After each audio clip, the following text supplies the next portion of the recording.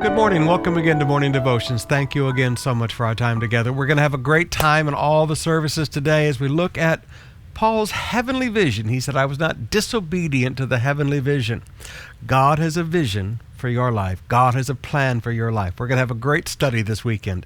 Right now, let's come back also to the book of Acts, chapter 3, beginning with verse 1. One day, Peter and John were going up to the temple at the time of prayer at 3 in the afternoon.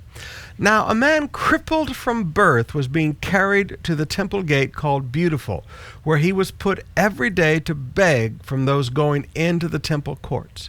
When he saw Peter and John about to enter, he asked them for money.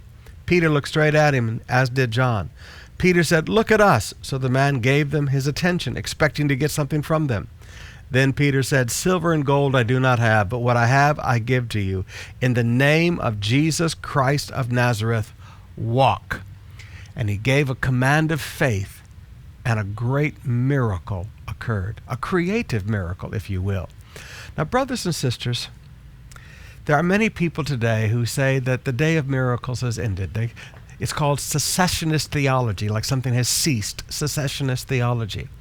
And when I sit down with some of my brothers who believe in this, and I say, would you show me in the Bible where it ends? And they can't. They can't logically, theologically, without taking things out of context, show you where miracles end, because they don't end. Jesus is the same yesterday, today, and forever.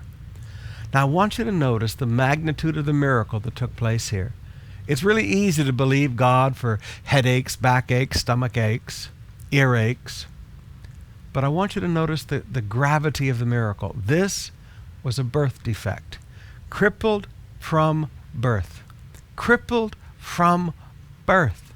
This is a birth defect.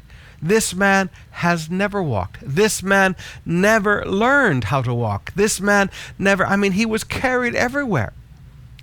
Not only did a creative miracle take place, but something happened from God that this man immediately knew how to coordinate his muscles, and he went walking and leaping and shouting and dancing and jumping.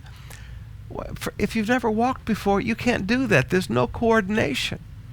This was an incredible creative miracle that took place. Now, I want to challenge you today. Don't just pray for people who have a backache or a stomach ache, or they had a heart problem or whatever. When you see the birth defects, when you see people that have had sicknesses and diseases since birth, there's been a genetic problem since birth, don't give up on those people.